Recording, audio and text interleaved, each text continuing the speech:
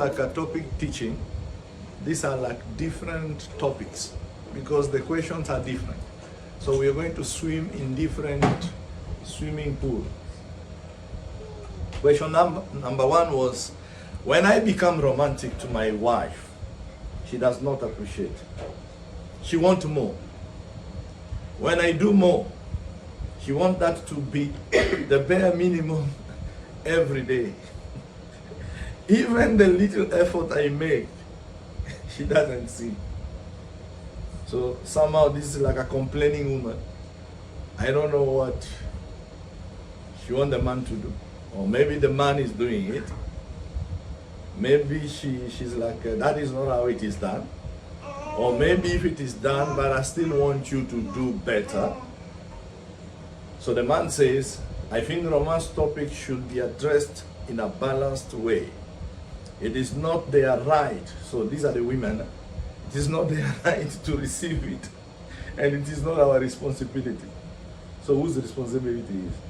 It is. This is a man who's already annoyed somehow.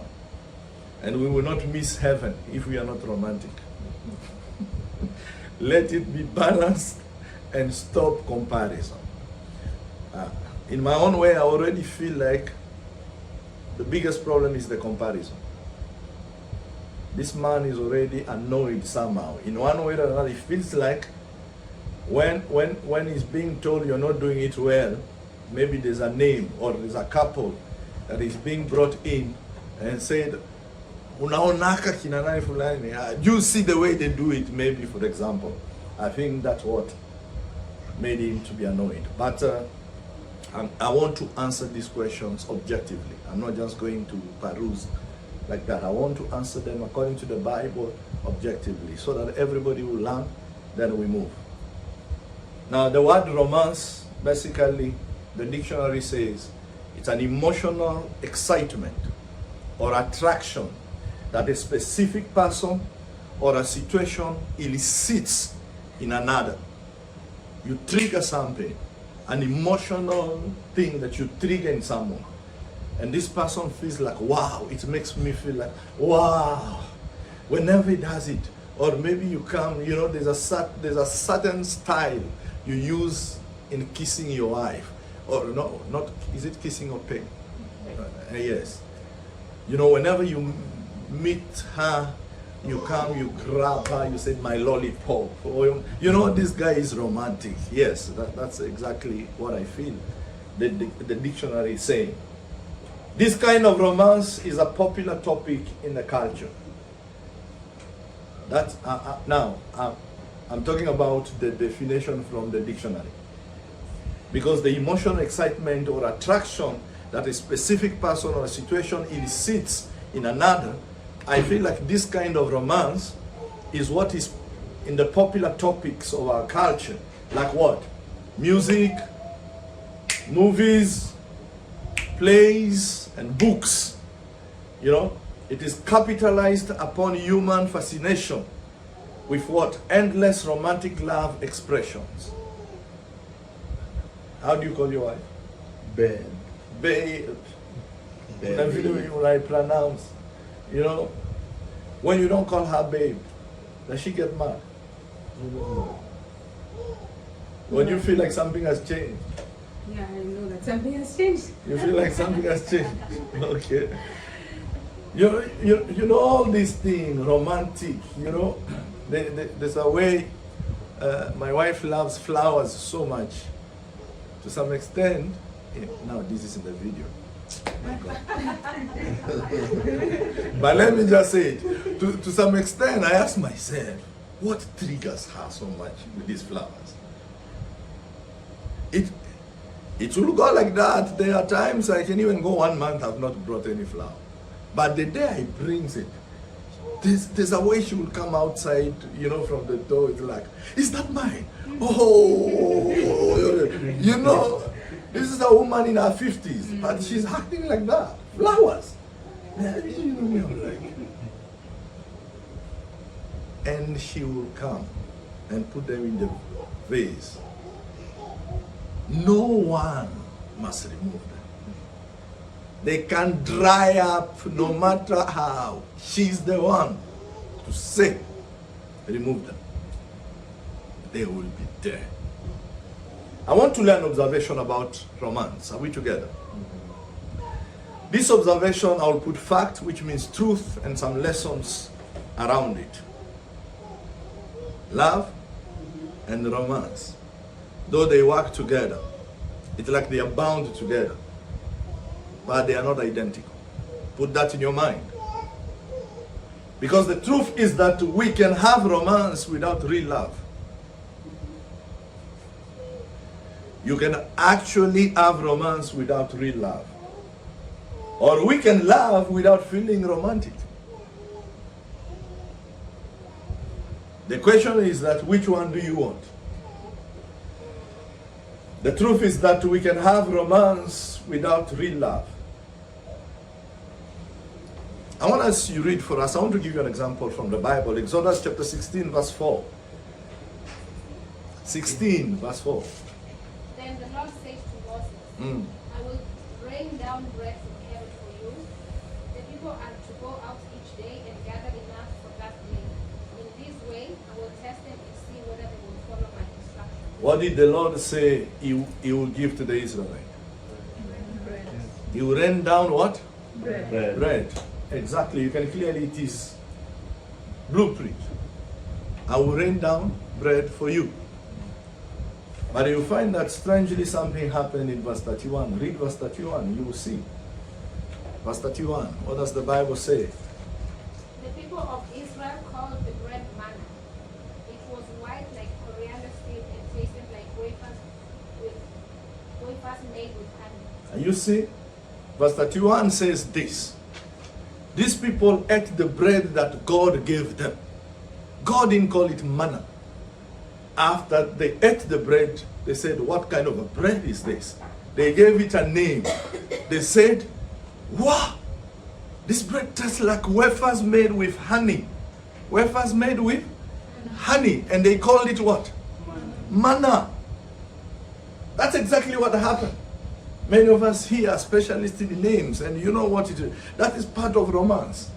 The way we, you come up with a name after, you look at your wife, you call her. Even me, I have names. My wife calls me Pisku.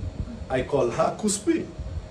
It's the romantic way on how we look at each other. I've seen people actually when it comes to when they get married, on that day they will look at each other, they will give each other names. There's a way you want romance, there's a way you want this, my lollipop, this is my leg, this is my what. You say, you do all those things that people say. The Bible says they ate the bread. The Lord was far away from manna. The Lord said, I will rain bread for them. They are supposed to go out and take it. And when they take it, what will happen? In this way, I will test them and see if they will still follow my instructions. They ate the bread. Verse 31 says, after eating the bread, it tasted like wafers made with honey. Isn't it? You know, honey is also a romantic name. True or false? Yes. You don't go in the street and see even a makanga or a matatu guy, he gives you back change and say, thank you, sweetheart. Thank you, honey. You don't do that. Honey is special. Honey has a special place. True or false? That's what it is. So we call each other honey, my sweetheart. Those are the things that we bring in for what? Romance. True or false? Numbers 11, verse 4. Numbers 11, verse 4. The rabble with them began to crave other food, and again the Israelites started waiting and saying, if only we had meat to eat. Continue. We remember the fish we ate in Egypt at no cost, also the cucumbers, melons, leeks, onions, and garlic. But now we have lost our appetite. We never see anything but this manna. Now stop it right there. You see what the fallen nature is. Did God call it manna? They call it manna. That's what we do every day. We give ourselves name, we do this, we do this. On the day of our wedding, we start, oh my sweetheart, I'll love you, I'll cherish you for richer, for poorer. You say whatever thing that you feel like heaven is coming down. We say these things, they come from our mouth. We confess them, we profess them. When we go out, we live like that every day. We look at each other, we say, oh my lollipop, my this. The rabble, it means the numbers, the group of the people that were there, all kind of mixture. They started complaining. They started remembering fish they ate in Egypt at no cost. They said, we no longer see anything else but what? This manna. The Lord said, I will rain bread. He didn't tell them I will rain manna to you. After eating, they said it tasted like wafers made with honey. After eating, they gave it the name manna, which means it was sweet and beautiful. That's how people act in romance. That's how people come and we say this, we say that, we say this. What happens? Because the reality, until it steps in, that is what will prove the level of maturity to keep romance going on. Or it will disappear. Now I'm coming. Follow what I'm saying.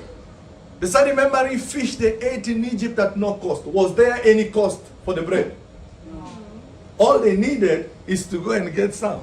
How come they started remembering fish they ate in Egypt at no cost? Why? Because there's a cost for what belongs to God. And that's the reality. Follow me. Follow me. True love is based on God's promises. That's the difference. True love is based on what? God's promises. Romance is based on explanations. That's why this brother is saying, I have given you romance today. Tomorrow you want more. And there's this. When I walk in, I didn't call you babes. Things changes. But marriage is not based on that. Marriage is based on promises. Marriage is not based on explanations. So you find that this is a woman and a man. Both of them need to understand that in marriage there is more. And this is where I want to go. Are we together? Now the caution and the fact that I want to lay down is this. Most romances begins with a charming sense of falling in love, which can be what we call intoxication. It's like alcohol. It's like a drug. That's why this man gives once. Tomorrow, she wants more. You give once again, she wants more. So in this sense, it becomes like a drug. You are intoxicated in it. But the truth is this. Sometimes it comes and covers the most important thing. Can I tell you something? This intoxication, which we call like love or alcohol, is mostly built on romance that produces a chemical deluge, or what we call you are flooded. You flood your mind in the brain with what we call like a drug use. You know, when you start taking alcohol, you take a little, you take tomorrow, you take the following day. It will reach a time you can't live without it. When your husband comes in the house, walks in, you know, what is it? That lollipop, that babe, it's no longer there. You feel like he doesn't love you anymore. Because in your mind, you keep drinking it every day. So when it is not happening, you feel like something has gone wrong. Are we together? The truth is that the brain gets so oversupplied with dopamine, which we call what? The feel-good chemicals, which causes one to want to return to that source of the same feeling every day. You know that you depend on that thing. If it is not given to you, you feel like you want to die. If it is not given to you, you feel like, my God, what is going to happen? I need it. I'm talking, you know, when I used to smoke. One time I came home. I was just from a music concert at night. And you can imagine it is 3 a.m. So I come, the gate was locked. I came and jumped in. When I jumped, I had a packet of cigarettes that came out. So the Askaris, my father was, some of you know, he was a government minister. So we had some policemen there. Come here, wait, Mpiana, come in. So when I went, the packet of embassy I had in my pocket fell outside. So I walk in my room. I'm struggling because I was addicted. That's addiction. I was like, oh my God, I can't survive. I came out, jumped again outside. Do you know when I was jumping outside, there was a police patrol that was going. Actually, I fell in the hands like this. That's what addiction does. That you can't live without it. So there are people who reach with romance to that extent. It becomes like, a dope inside you. In your brain, if your husband or your wife does not react in a certain way, there's a way you act. Are we together, brother? So look at this. Let me talk about the root. Normally feasting on emotional romance, which is many times movies, this thing, soap operas, you call them, what? This is Alejandro. Eh? Exactly. The Alejandro's things, all those things, when you feed too much on them, the things that happen in them, they are so unrealistic. And you start thinking that they are reality of what people live outside here. And you come out dreaming that this is how your husband should be. This is why this man is feeling like, I have given my wife so much romance, but it's like she wants more. I give, she wants more. I give, she wants more. He said, no, something needs to be balanced here. Are you seeing why this man is feeling the way he's feeling? Exactly. But let me show you from the Bible. Oh, maybe science first. The truth is this.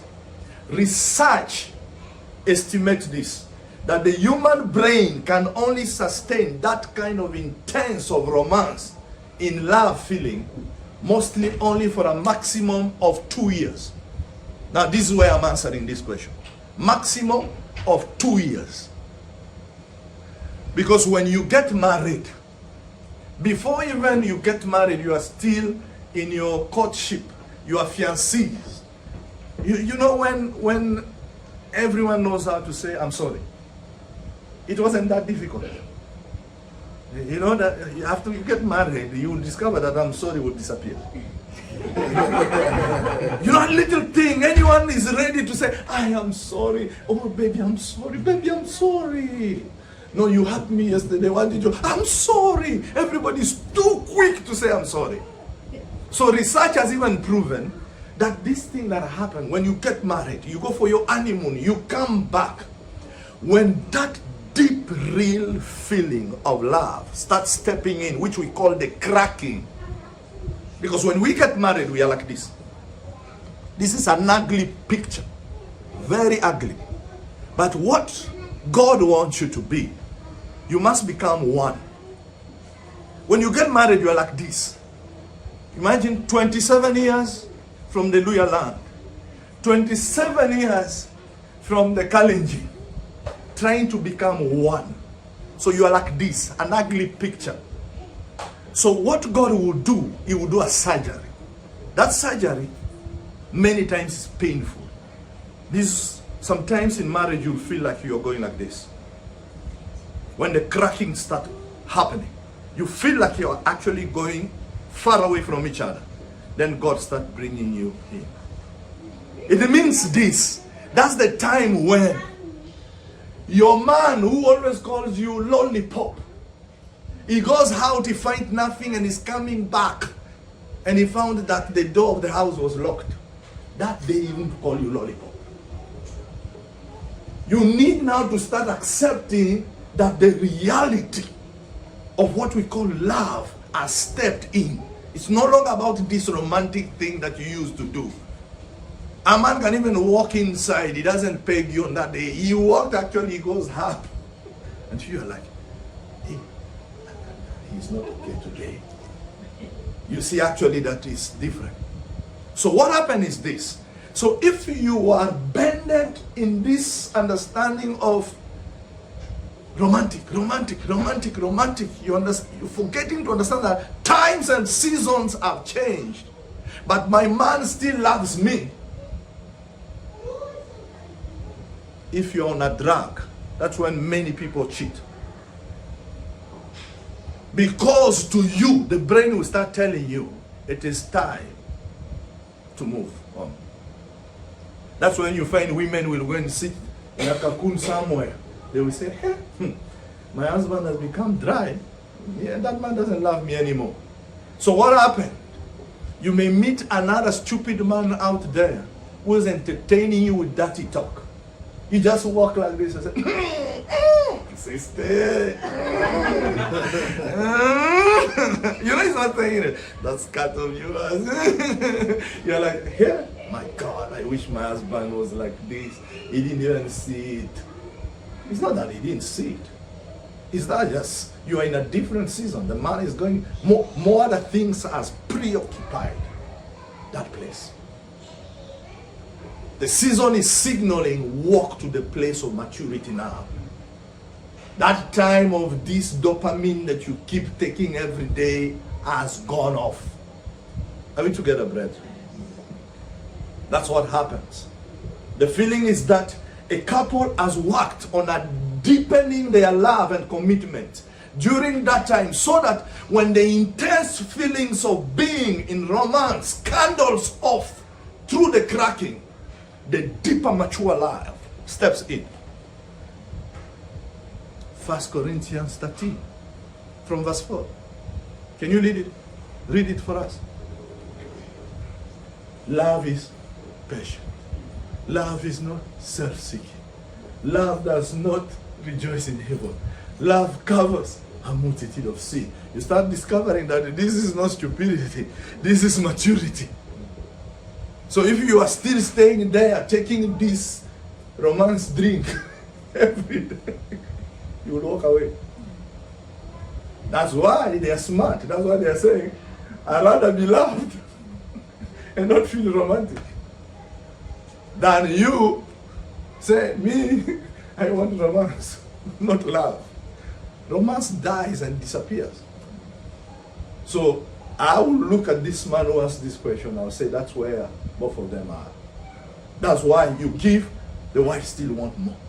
The issue is that you need to look in your house. What is happening? What does you people? What is that pushing her to act the way she's acting? Is it intoxication? What is it that she's watching? What is it that is happening? What is the season in your marriage? You need to understand. That's what normally happens.